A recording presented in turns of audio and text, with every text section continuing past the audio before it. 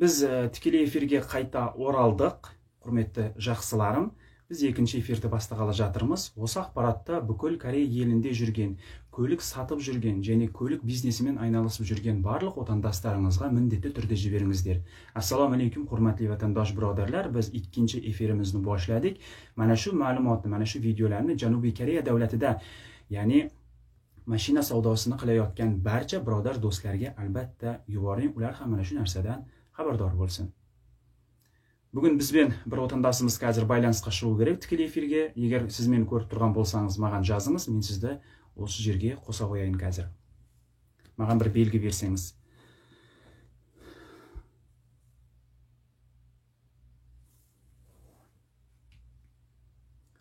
Bizge bugun Dastan деген азамат шығу керек еді. Усанов Дастан. Усанов Дастан, егер мені көріп отырған болсаңыз, иә, мінекей, мен де келді. Біз қазір осы жерге қосамыз.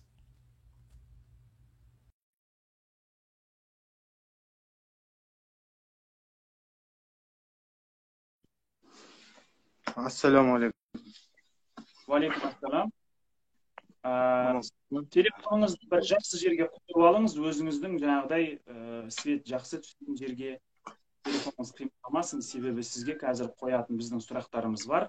Осы халықтың арасында ашығын айтатын боламыз. Сізге қай тілде сөйлеген ыңғайлы? Қазақ тілінде немесе өзбек тілінде? Қазақ тілінде. Қазақ тілінде, дұрыс. Ендеше сіз алдымен өзіңізді таныстырып өтсеңіз. Мен Усанов Дастан, Қазақстан, Түркістанның азаматы болам. Осы Кореяға жұмыс істеуге келдік, жақсы ниетпен.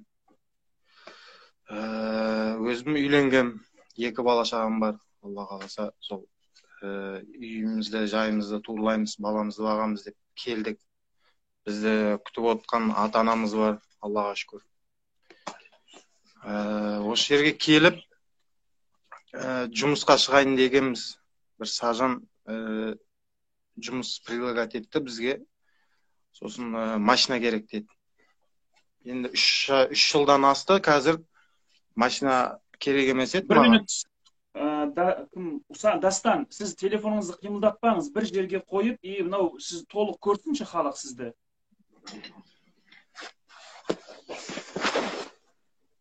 Балама естіп қойсам. Шамалы телефонды көтерсеңіз, бар жағыңыз анық көрінсінші сізді. Себебі шама халық көріп отыр. Иә, міне, осы әдем болды, иә.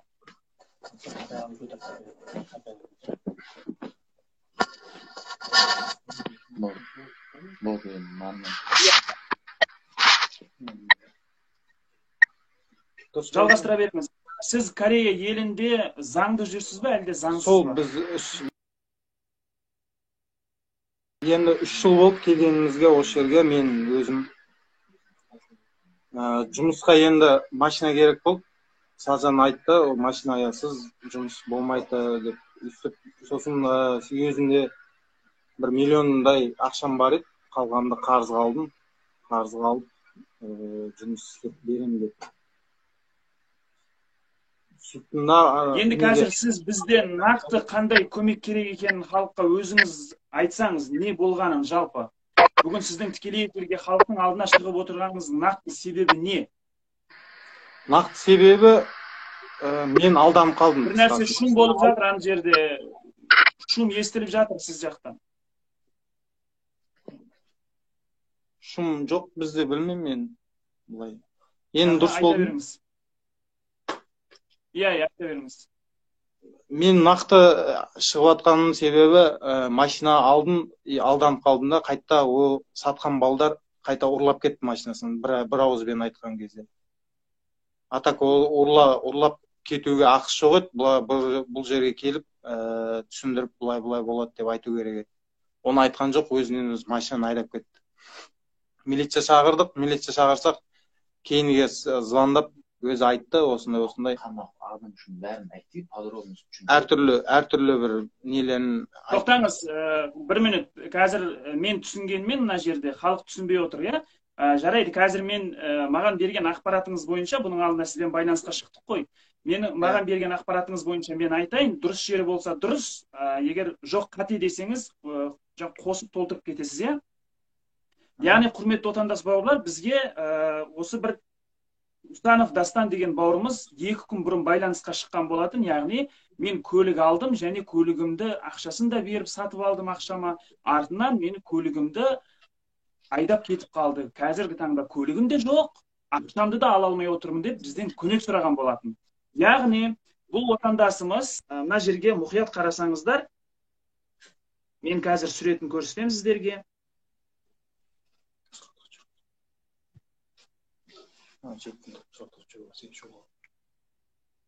Яғни, мынау Instagram каналда Корея Авто деген дәл осы жерден бұл отандасымыз бір көлікті жарнамасын көреді.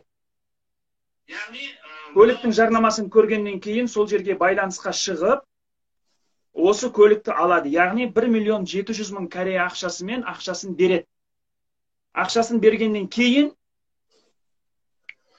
міне мынандай өздерінің жаңа келісім шарттары да тұр. Яғни, бұл жерде жазылған 2021 жылы 21.01, яғни қаңтардың 21 күні кешкі сағат 6-дан 58 минут өткен уақытта Өзбекстан азаматы, иә, ол сізге көлік сатқан азаматы. Мен Зиядуллаев Үмитжан дейді. Spark автокөлігін дейді. 57-61-84 дейді. Мен Усанов Дастанға 1.700.000 вонға саттым көлікті деген, және астында сіздің қолыңыз тұр, ол азаматтың қолы тұр. Яғни, мынау мәшінен алғансыз, сіз дұрыс қой? Иә. Дәл осы мәшінені алғансыз. Енді мен сіздерге қазір сіз бұл азаматпен енді қандай шешім қабылдап жатсыз қазір? Сізбен байланыста ма бұл? Жоқ, ол шешім қабылданды, сөйлеспей жатыр ол. Басқа бір ағамыздың телефон номерімен, басқа номермен, WhatsApp-мен сөйлестік. И ол әр сөзінде басқаша әңгімелерін айтып жатыр да қазір. Дәл осы азаматтан мен сіздерге көрсетейін, бұл азаматтың да суретін қазір бұдан кейін тікелей эфирге де біз салатын боламыз. Зияддинов Үмитжан Өзбекстан Республикасының азаматы, Оңтүстік Корея еліне 2019 жылы марттың 20 күні келген. Бұл түлек, яғни студент D2 визасымен келген Оңтүстік Корея еліне, мінекей. Бұл да Өзбекстан азаматы. Қазір сізбен тікелей эфирді мен аяқтаған соң, мен өзім қазір осы азаматтар туралы тағы ақпарат айтып кетемін. Бұл азаматпен мен өзім де, құрметті отандастар, байланысқа шықтым. Болды, мен ақшаны 1.700.000 ақшаны қайтарып беремін. Маған 2 күн, 1 күн уақыт беріңіздер деп айтты. Біз қандай жағдайда болмасын, біз мұсылманбыз, Алланы танығандықтан, бізде адамгершілік деген нәрсе болу керек. Мынау жігітте мысалға бізге ашуланып, сондай бір өзінің ренжістерін білдірді, алайда біз шамалы сабырға шақырып бұл нәрсенің барлығын әдемі шешейік деп ортаға ұсыныс тастадық. Алайда бұл азамат, мен көлікті сатып, барғандағын осы азаматтың үйінде, жаңа несі дейді, мен өз техниканы онша түсінбеймін, қақпаймын. Ішінде бір проводы ма, свеча дей ма, сондай істемейді деп, көлікті мініп, обратно қашып кеткен. Сондай болып тұр ғой. Енді көлік те жоқ, мына жерде ақша да жоқ. Мен бұл балаға шығып адамгершілік жолында айттым. Алайда бұл жігіт, бұл Зиядулла деген, мынау бүгін біз бір Инстаграмды взлом жасаймыз. Қазір оны да мен қалдыратын болам, историяны қарап отырсаңыздар. Осы Инстаграм парақшасының администраторымен де байланысқа шықтық біз. Администраторының өзін алдаған. Осы Зиядуллаев Үмитжан деген Корея елінде қаншама адамды алдап кеткен. Маған айтады, менің ағам ауруханаға түсіп қалғандығына байланысты ақшаны сол жерге бердім, ертең ақшаны жеткізем деді. Алайда қазіргі таңда біз де блокта тұрмыз, байланысқа шықпайды. Енді жалпы айтқанда өз обалың өзіңе. Біз адамгершілікке келуге ұсыныс бердік. Біз Хайдар ағаға да, яғни Оңтүстік Кореяның несіне, Өзбекстанның Оңтүстік Кореяның елшілігіне, арнайы ұйымдарға, бұл азаматтың, университеттердің барлығына, миграциялық бөлімінің барлығына мен бүгін сағат 4-те, Кореяның уақытысымен 4-те барлығын жерге жібердім осы ақпаратты. Бізде арнайы база бойынша. Енді жарайды, сізге қазір ақшасын қайтармасын бұл. Осы эфирден кейін де қайтармайтын болса, ертең бұл миграциялық бөліміне Өзбекстанға шығатын кезде, осы сіздің делаңыз шығып тұратын болады. Сіздің делаңыз сол кезде шығып тұратын болады. Жалғыз сіз емес, қазіргі таңда бізде осы Оңтүстік Корея елінде заңсыз көліктерді сатып, және солармен айналысып жүрген біздің өзіміздің отандастарымыз да бар. Қазақстан бар, Қырғызстан бар, анау ненің Таиландтың балдары бар, Өзбекстанның жігіттері өте көп. Осындай көлік сатып тұрып, халықты алдап жатқан. Мен осы бүкіл халыққа айтатыным, мінекей, қазір көріп отырсыздар, тікелей эфирге де шығып отыр. Мен бұның алдында бұндай нәрселерді шығармайтын едім. Алайда қазіргі таңда 48 адам болды осы автокөліктен зардап шегіп отырғандар. Бұлар не үшін көлік алғысы келеді? Бір қаладан екінші қалаға барып жұмыс істесем, көбірек ақша тапсам, отаныма жіберсем, бала шағамды асырасам деген мақсатта, жақсы ниетпен, күнімен кәрістердің шібәлін естіп тұрып бұл жерде ақшаны табады. Ал анау біреуге бір умный дурак қой, енді ол өзі умный дурак болып тұр ғой. Ақшаны береді ол адамға. Енді бұл жерде қазір сіздің бір қатеңіз, енді мынау қағазыңыз бар екен, біз камераларды аштырып көреміз. Бұдан кейін біреуге Корея елінде ақша беретін болсаңыз, басқа да отандастарымыздың құлақтарын алтын сырға, біреуге сіз 5 чоник беретін болсаңыз да, сіз банк арқылы жіберіңіз. Ертең барып, мінекей арыз жазып, міне мен банк арқылы ақшаны жібергенмін десеңіз, полиция бірден қарайды осы нәрсені. Алайда сіздің жұмысыңыз бойынша біз мен өзім қолдауымды көрсетем, барлық жағынан, адвокат жағынан, заң жағынан болсын, керекті құжаттар жағынан. Себебі мұсылманды алдады деген бұл енді бір ақыреттің бір белгісі болып тұр. Тем более біз барлығымыз мынау шетелде жүрміз, мұсапір елінде жүргендіктен ондай нәрсенің қажеті жоқ. Бұл жерде бір адамның өмірін алып шығып, біз оны масқаралау емес, адамгершілік жолында осы мәселені шешуді ұсындық. Алайда бұл азамат алаяқтық жасап, бүкіл өзінің отандастарын да, өзбекстандықтарды алдап жүр. Жалпы, қазіргі менің айтқаным барлығы солай ғой, дұрыс қой. Егер қосатыныңыз, алатыныңыз болса, өзіңіз айтыңыздар. Енді бұның қасында Әли деген ағасы бар екен. Сол решетет жүр бәрін. Мысалға, сөйлесіп, сатып атқанда, алып атқанда, ұрлап кетіп, басқа жақлама бәрін істеп атқанда, сол Әли деген бала болатын негіз. Сол қасында. Әли қай жердің жігіті ол? Өзбекстан олды. Олды Өзбекстан, е? Сол күні мен машинаны алатын күнім 21-ші неде. Қолын гипстап келген, больницаға баруым керек, ақшам жоқ, ақшамды алу үшін машинаны сатуым керек. Сосын мен машинаны көп саудаласқан жоқпын. 100 мың түсірді, 1.800.000 деген негіз. 100 мың түсіргеннен соң біз 1.700.000 алатын болдық. Bir жағынан өзімде жаным ашыды негізі. Ол больницаға баруым керек деген соң. Ертесіне келген кезде уже гипс жоқ, кәдімгідей амандасты, уже ол машинаға отырып кетіп қалды. Біздер түсінген жоқпыз, например. Ондай болады да деп ойлаған жоқпыз.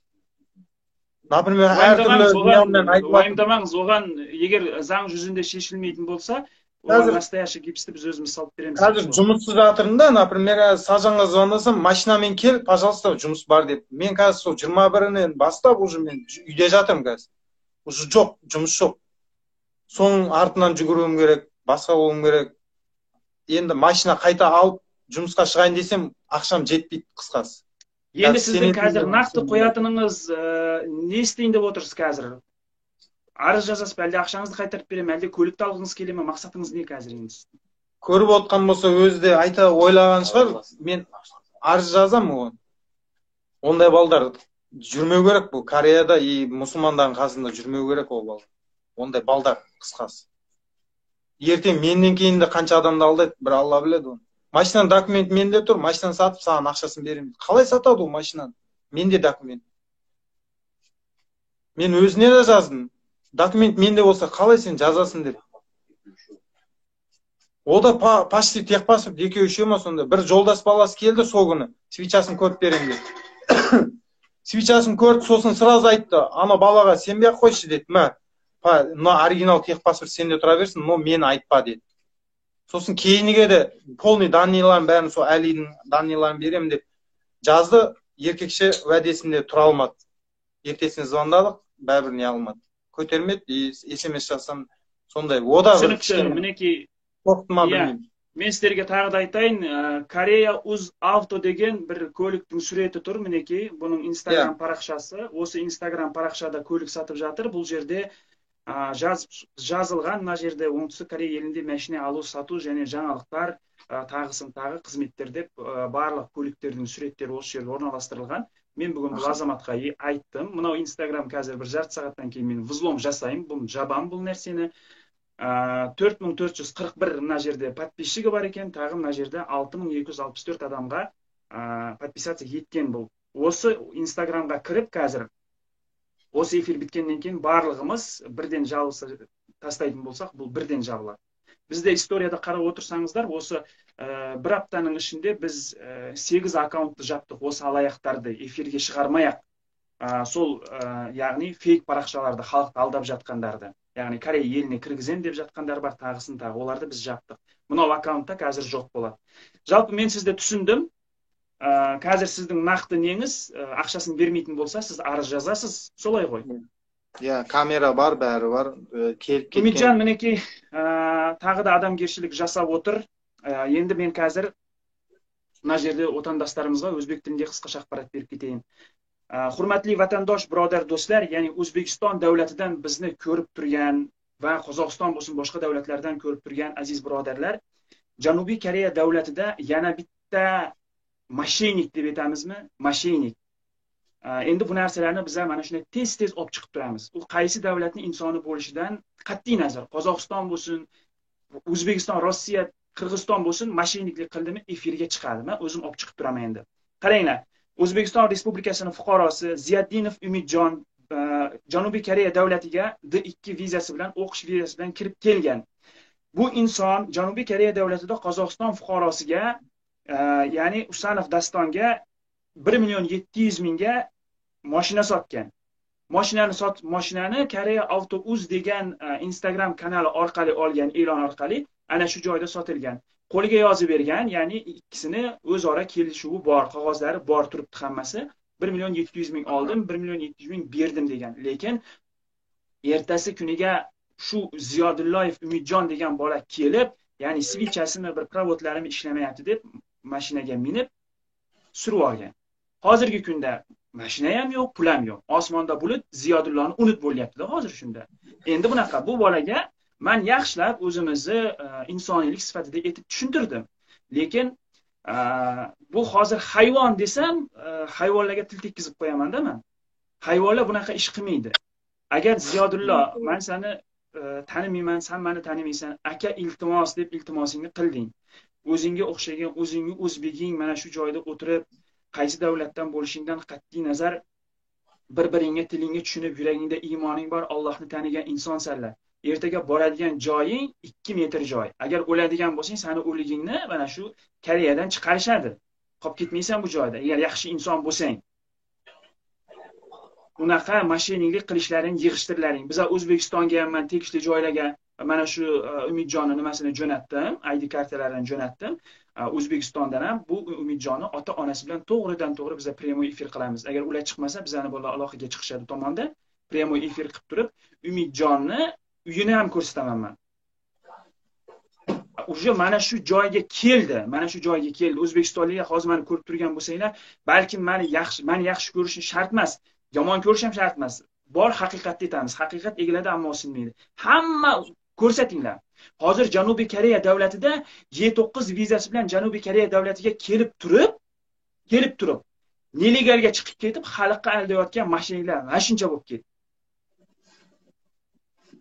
Shuncha bo'lib ketdi. Men ertaga mana O'zbekiston Respublikasining prezidenti hurmatli Shavkat Miromonovich Mirziyoyev Janubiy Koreya davlatining prezidenti Moon Jae-in prezidenti bilan ertaga suhbat o'tkazadi, premyoy efirda onlayn. Uni hamma biladi, biz e'lonlarni hammasini yangiliklarni joylashtirdik. Mana shu bizada yoziladigan sayti bor. Biz yig'ib qo'yganmiz, 48 ta odamni aldagan bu ifloslar albatta javob beradi.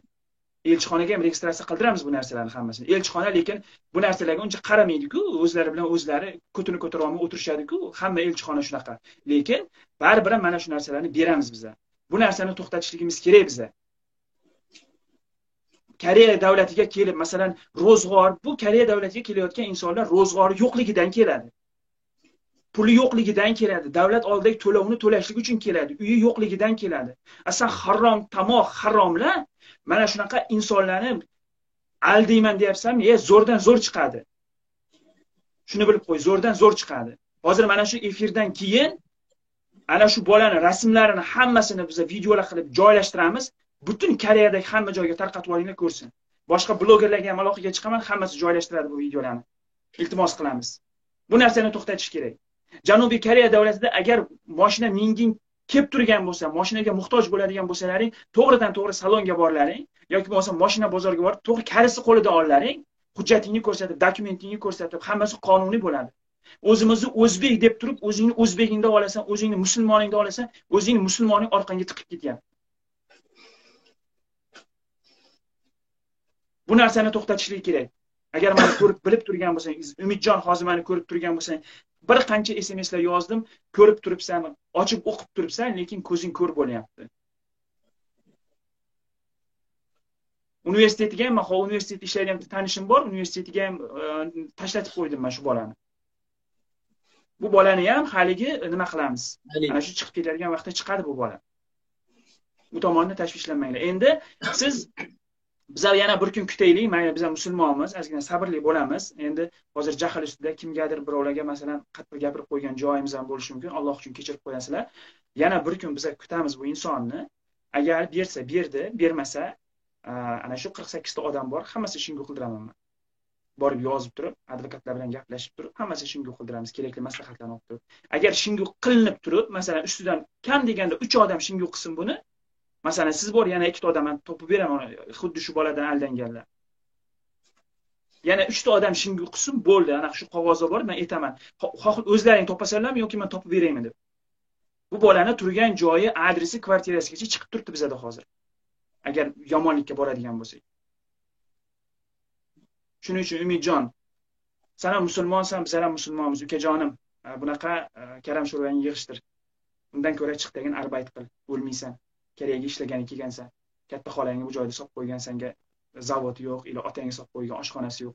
Hamma qatori chiqdagin arbait chiqib ishingni qil.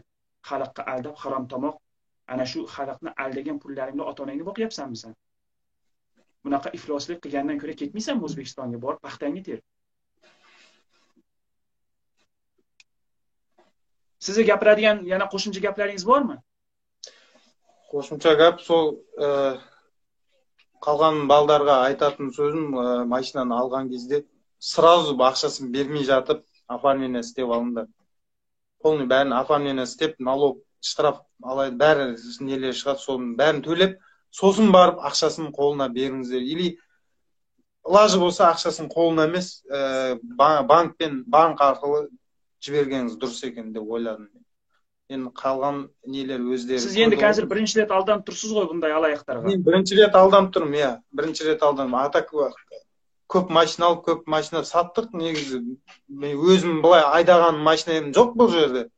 Енді өзіме ылажы жоқ, керек болып алдым. Жақсы ниетпен алғам, енді білмеймін. Ертең ол машинаны алған тағдырда. Сізді түсіндім мен, сөзіңізді бөлдім. Сізге машина керек болған соң сол әрекет жасағансыз ғой бір жақсылық жолында. Тағы осы тікелей эфирді пайдаланып отырып мен айтып кетейін.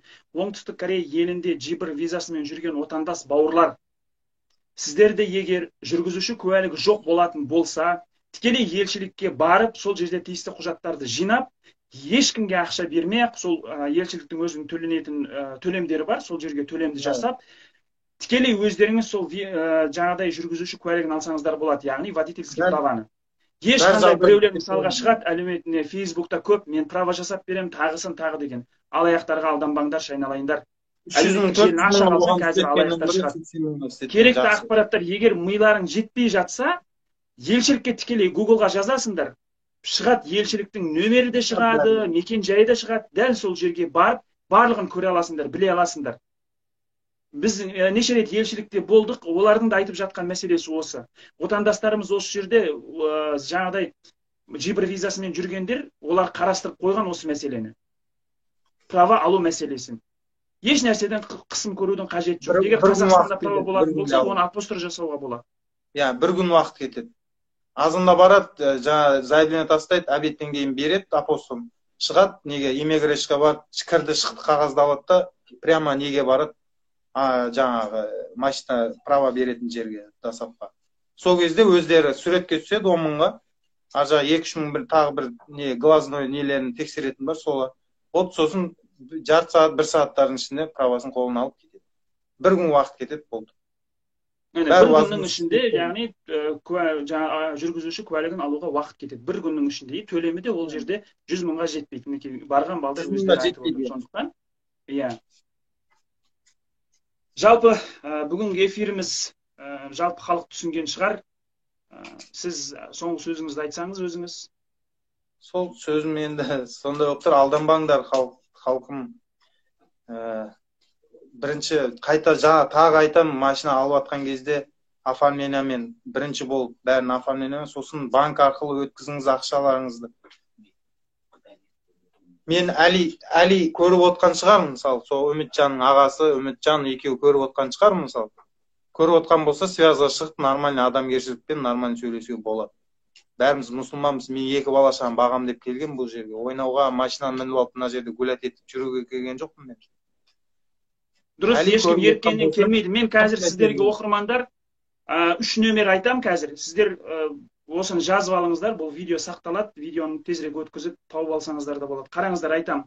Осы 3 алаяқтың нөмірі 010 мен басталады, 35 28 11 71. Бірінші алаяқ 010 мен басталады, 76 71 16 20. Бұл екінші алаяқ. Үшіншісі 010 мен 50 50 46 02. Бұл Корея Автоуз деген Инстаграм каналының администраторы екен. Бұл Корея елінде емес. Жаңа мен онымен де сөйлестім. Біз ана Инстаграмда өзі бар. Сол жерде қарасақ, бұл шет елде жүр, басқа мемлекетте жүр. Корея аумағында емес бұл азамат. Басқа елде отырып, жаңағыдай не істеп жатыр. Әлеуметтік желіге енді ол Инстаграмға фото салғанына, жарнама салғанына ақша алатын шығар. Бірақ енді мен бүгін полиция өкілімен сөйлестім осы мәселе бойынша. Жаңа обедке шыққан уақытта мен жүгіріп барып келдім. Сол кезде ол айтып жатыр. Бұл жерде жаңағыдай көлік алған адам емес. Тағы осы көлікті, заңсыз көлікті жарнама жасап, сатқан адам да заң алдында жауап береді екен. Себебі олардың қоятын сұрағы, сен заңсыз көлікті қайдан алдың? Мысалға, бір телефон алатын болсаң, соны заң жүзінде тексеретін болса, мына телефонды қайдан алдың деп сұрайды.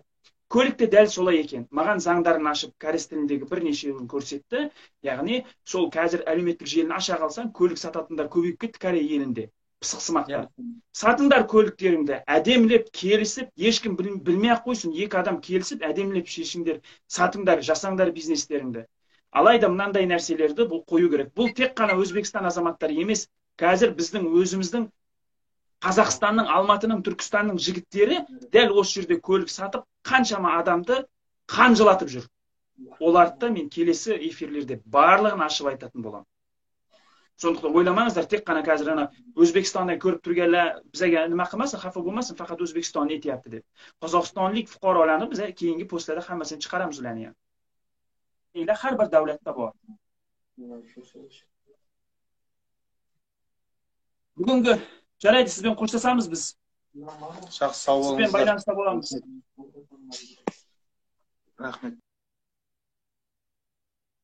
Ал мінекей, құрметті отандастар, бүгін сіздерге 2 эфирді алып шықтық. Біріншісі, өз сәбисін өлтіріп, оны өзенге ағызған өзбекстандық Назымбаев Дигитали. Ол да Өзбекстан азаматы, тағы біреуі осы жерде көлік сатып, бүкіл шетел азаматтарын алдап жүрген алаяқ Үмітжан Зияддинов. Үмітжан, егер көріп тұрсаң, бұл мәселені әдемілеп шешіп. Әке шешең әлеуметтік желіге шықпай тұрғанда адамгершілікке келейік.